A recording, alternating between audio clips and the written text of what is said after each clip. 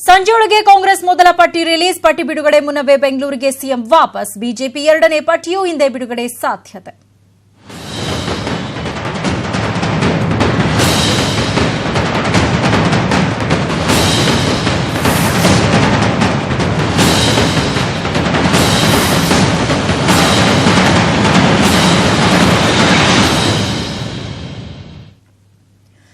ಪಟ್ಟಿ ಘೋಷಣೆಗೂ ಮೊದಲೇ ಸಿಎಂ ಸಿದ್ದರಾಮಯ್ಯ ಬೆಂಗಳೂರಿಗೆ ವಾಪಸ್ ಆಗಿದ್ದಾರೆ.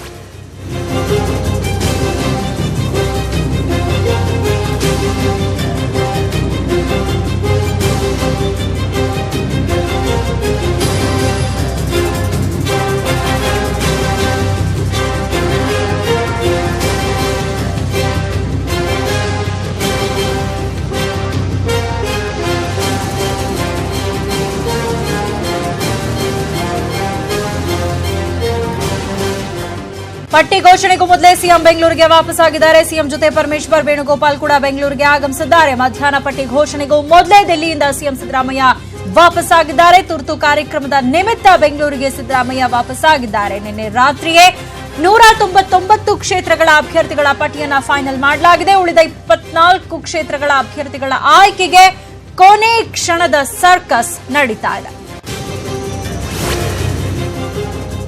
ಇನ್ನು ಸಿಎಂ ಹಾಗೂ ಆಪ್ತರ ಮಕ್ಕಳಿಗೆ ಟಿಕೆಟ್ ಫಿಕ್ಸ್ ಆಗಿದೆ. ಸಿಎಂ 2 ಕ್ಷೇತ್ರಗಳಲ್ಲಿ ಸ್ಪರ್ಧೆ ಮಾಡೋದು ಅನುಮಾನ ಅಂತ ಹೇಳಲಾಗ್ತಾ ಇದೆ. ಚಾಮುಂಡೇಶ್ವರಿ 1ರಲ್ಲೇ ಸ್ಪರ್ಧೆ ಮಾಡಿ ಅಂತ ರಾಹುಲ್ ಸೂಚನೆ ಕೊಟ್ಟಿದ್ದಾರೆ ಅಂತ ಹೇಳಲಾಗ್ತಾ ಇದೆ. ಸಿಎಂ ನಿರ್ಧಾರದ ಬಳಿಕ ಎಲ್ಲಾ 224 ಕ್ಷೇತ್ರಗಳ ಪಟ್ಟಿಯನ್ನ ರಿಲೀಸ್ ಮಾಡಲಾಗುತ್ತೆ. ದಿಲ್ಲಿಯಲ್ಲಿ ಸುದ್ದಿಗೋಷ್ಠಿ ನಡೆಸಿ ಪಟ್ಟಿಯನ್ನ ಬಿಡುಗಡೆ ಮಾಡಲಿದ್ದಾರೆ. ಮಧ್ಯಾಹ್ನ ಅಶೋಕ್ ಗೆಹ್ಲೋಟ್ ಈ ಒಂದು ಪಟ್ಟಿಯನ್ನ ಬಿಡುಗಡೆ ಮಾಡಲಿದ್ದಾರೆ. ಮಧ್ಯಾಹ್ನ 3 ಗಂಟೆ ಹೊತ್ತಿಗೆ ಕಾಂಗ್ರೆಸ್ ಪಟ್ಟಿ ಘೋಷಣೆಯಾಗೋ ಸಾಧ್ಯತೆ ಇದೆ.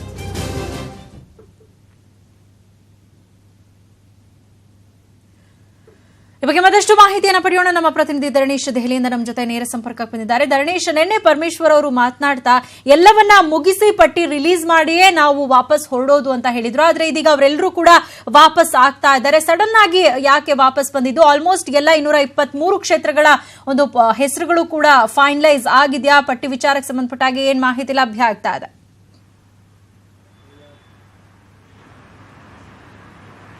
ಸೌಮ್ಯ, ಆಲ್ಮೋಸ್ಟ್ 223 ಪೈಕಿ ಆಲ್ಮೋಸ್ಟ್ 200 ಸೀಟ್ಗಳಲ್ಲಿ ಈಗಾಗಲೇ ಫೈನಲ್ ಆಗಿದೆ. ಆದರೆ ಕಳೆದ ಇನ್ನೊಂದಷ್ಟು ಸೀಟ್ಗಳಲ್ಲಿ ಒಂದಷ್ಟು ಗೊಂದಲ ಇರೋದ್ರಿಂದ ಆ ಸೀಟ್ಗಳಿಗೆ ಫೈನಲ್ ಟ್ಯೂನ್ ಮಾಡಬೇಕು ಅಂತೇಳಿ ಸ್ವತಃ ಪರಮೇಶ್ವರ್ ಹೇಳಿದ್ರು. ಮತ್ತು ಅದೇ ಕಾರಣಕ್ಕೋಸ್ಕರ ಇವತ್ತು ಮುಖ್ಯಮಂತ್ರಿ ಸಿದ್ದರಾಮಯ್ಯ ಹಾಗೂ ಕೆಪಿಸಿಸಿ ಅಧ್ಯಕ್ಷ ಪರಮೇಶ್ವರ್ ದೆಹಲಿಯಲ್ಲಿ ಉಳಿದಿದ್ರು.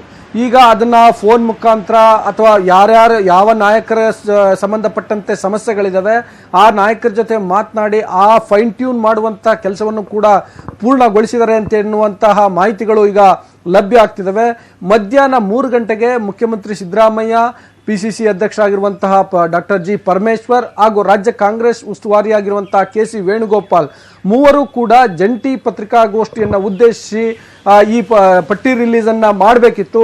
ಆದರೆ ಈಗ ಬರ್ತಿರುವ ಮಾಹಿತಿಯ ಪ್ರಕಾರ ಮಧ್ಯಾಹ್ನ 2 ಗಂಟೆಗೆ ಪರಮೇಶ್ವರ್, ವೇಣುಗೋಪಾಲ್ ಮತ್ತು ಸಿದ್ದರಾಮಯ್ಯ 3 ಜನ ಕೂಡ ಬೆಂಗಳೂರಿಗೆ ವಾಪಸ್ ಆಗ್ತಾರೆ ಅಂತ ಗೊತ್ತಾಗ್ತಾ ಇದೆ. ಮತ್ತು ಹಾಗಂತೇಳಿ ಪಟ್ಟಿ ಬಿಡುಗಡೆ ಕುರಿತಾಗಿ ಯಾವುದೇ ಅನುಮಾನಗಳಿಲ್ಲ. ಆದರೆ ಅದನ್ನ ಬೇರೆಯವರು ಮಾಡ್ತಾರೆ. ಎಐಸಿಸಿಯ ಪ್ರಧಾನ ಕಾರ್ಯದರ್ಶಿ ಆಗಿರುವಂತಹ ಅಶೋಕ್ ಗೆಹ್ಲೋಟ್ ಪಟ್ಟಿ ಬಿಡುಗಡೆ ಮಾಡ್ತಾರೆ ಅಂತೇಳಿ ಗೊತ್ತಾಗ್ತಾ ಇದೆ.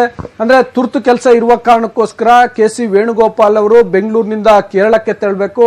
ಹಾಗಾಗಿ ಆ ವಿಶೇಷ ವಿಮಾನದಲ್ಲಿ ಮುಖ್ಯಮಂತ್ರಿ ಸಿದ್ದರಾಮಯ್ಯ ಮತ್ತು ಪರಮೇಶ್ವರ್ ಕೂಡ ಬೆಂಗಳೂರಿಗೆ ವಾಪಸ್ ಆಗ್ತಾರೆ ಅನ್ನುವಂತ ಮಾಹಿತಿಗಳಿದಾವೆ. ಅಂದ್ರೆ ಸಿದ್ದರಾಮಯ್ಯ ಕಾಂಗ್ರೆಸ್ ಬಂದು ಇಷ್ಟು ವರ್ಷ ಆಗಿದ್ರು ಕೂಡ ಎಐಸಿಸಿ ಕಚೇರಿಯಲ್ಲಿ ಇಲ್ಲಿವರೆಗೂ ಯಾವುದೇ ಪ್ರೆಸ್ ಮೀಟ್ ಮಾಡಿರಲಿಲ್ಲ.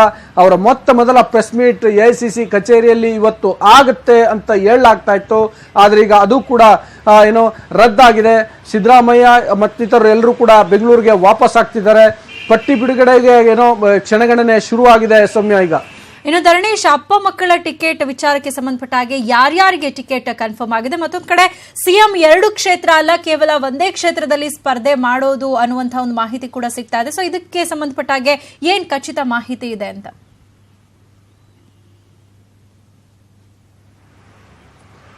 ಮುಖ್ಯಮಂತ್ರಿ ಸಿದ್ದರಾಮಯ್ಯ ಅವರ ಸ್ಪರ್ಧೆ ಬಗ್ಗೆ ಕಳೆದ 15 ದಿವಸಗಳಿಂದನೂ ಕೂಡ ಬಹಳಷ್ಟು ಗೊಂದಲಗಳು ಕೇಳಿಬರ್ತಿದ್ದಾವೆ. ಮುಖ್ಯಮಂತ್ರಿ ಸಿದ್ದರಾಮಯ್ಯ ಚಾಮುಂಡೇಶ್ವರಿಯಲ್ಲೇ ಕಣಕ್ಕಿಳಿತಾರೆ ಅಂತ ಹೇಳಿ ಮೊದಲಿಗೆ ಸುದ್ದಿ ಆಗ್ತಾ ಇತ್ತು. ಅನಂತರದಲ್ಲಿ ಅವರು ಚಾಮುಂಡೇಶ್ವರಿ ಜೊತೆಗೆ ಬಾದಾಮಿಯಲ್ಲೂ ಸ್ಪರ್ಧೆ ಮಾಡ್ತಾರೆ ಅನ್ನುವಂಥ ಮಾಹಿತಿಗಳು ಬರಲಿಕ್ಕೆ ಶುರುವಾದವು. ಅನಂತರದಲ್ಲಿ ಮತ್ತೆ ಚಾಮುಂಡೇಶ್ವರಿ ಮತ್ತೆ ಬಾದಾಮಿ ಅನ್ನೋ ರೀತಿಯಲ್ಲಿ ಚರ್ಚೆಗಳು ಆಗ್ತಾ ಇದ್ವು. ಆಮೇಲೆ ಒಂದೇ ಕ್ಷೇತ್ರದಲ್ಲಿ ಇಲ್ಲ 2 ಕ್ಷೇತ್ರದಲ್ಲಿ ಅನ್ನುವಂಥ ಚರ್ಚೆಗಳು, ಅಂದ್ರೆ ಗೊಂದಲಗಳು ಈ ವಿಷಯಕ್ಕೆ ಸಂಬಂಧಪಟ್ಟಂತೆ ಬಹಳಷ್ಟು ಆಗಿದ್ದು. ಅದು ಒಂದು ರೀತಿಯಲ್ಲಿ ಹೈಕಮಾಂಡ್ ಮಟ್ಟಕ್ಕೂ ಕೂಡ ತಲುಪಿತ್ತು. ಅಂದ್ರೆ ಮುಖ್ಯಮಂತ್ರಿ ಸಿದ್ದರಾಮಯ್ಯ ಎಲ್ಲಿ ಸ್ಪರ್ಧೆ ಮಾಡ್ತಾರೆ ಅನ್ನುವಂಥ ಬಗ್ಗೆ ಹೈಕಮಾಂಡ್ಗೂ ಕೂಡ ಸ್ಪಷ್ಟತೆ ಇರಲಿಲ್ಲ. ಅವ್ರು ಒಂದ್ ಕಡೆ ಮಾಡ್ತಾರಾ, 2 ಕಡೆ ಮಾಡ್ತಾರಾ, ಒಂದ್ ಕಡೆ ಮಾಡೋದಾದ್ರೆ ಯಾವ ಕ್ಷೇತ್ರವನ್ನ ಆರಿಸ್ಕೊಳ್ತಾರೆ ಅನ್ನುವಂಥ ಬಹಳಷ್ಟು ಗೊಂದಲಗಳು ಉಟ್ಕೊಂಡಿದ್ದು.